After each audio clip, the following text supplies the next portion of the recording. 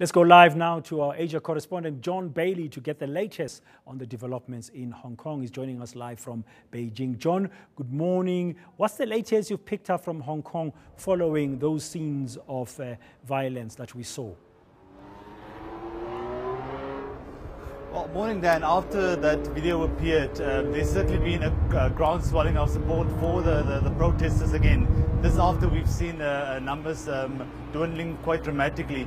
But last night we saw thousands of people gathering in front of the government buildings, shouting the words shameful and disgraceful because of the way the cops were beating that defenseless man, and was completely unarmed. So there's now a call from senior politicians as well as religious leaders and also business tycoons to try and restore peace to Hong Kong, because there's now a big concern that this whole situation can turn very ugly and very violent in a matter of days. What has Beijing said? What has been the official response to what we've seen? Well, there's been no word from Beijing about the latest incidents, but from the politicians in Hong Kong, what they are saying is that they are going to try and resolve this matter. There's the likelihood that they are going to try and talk to those protesters again. You will know that last week they called off the meeting that was supposed to happen between the top leaders of Hong Kong and the student leaders. So in a way to try and get some dialogue going. Because, as I said, there seems to be now that the protesters, after this incident, they are even more committed to stay the course for fighting what they believe in. Well, it looks like we're going to be in for a standoff there, because the talks were like a beacon of hope that at least they'll be talking. Now, with the talks having been suspended, it's just going to be making things a little bit much more difficult. It might even make the protesters even more militant. Yeah, that is a big concern now, because we've seen the police in Hong Kong becoming quite violent and quite aggressive over the last few days, and really arresting quite a few people and violently removing protesters, as well as the barricades that they've been erecting.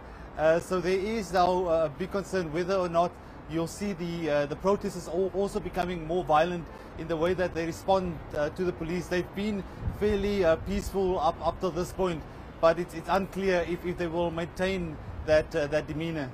Away from Hong Kong, John, let's just turn our attention to South Korea now. It's 6 months ago that ferry went down with those school children. How are the South Koreans dealing with that 6 months on? Well, this is almost a forgotten search and rescue operation that's going on, because every day since that disaster, the police divers go out to try and look for those bodies, because they recovered 294 bodies, but there are still 10 bodies missing. So what the South Korean government has said is that they are committed to try and find those 10 bodies. Unless they get consent from the parents of those missing children to stop the search. And all those parents have said that they don't want the search to stop, because ultimately for South Korean people, the souls of these people must be buried. So unless they find those bodies, the South Korean government has no choice but to continue with the search. John, before that wind blows you off that balcony, very briefly, what's happening with the court case? Is the trial still on?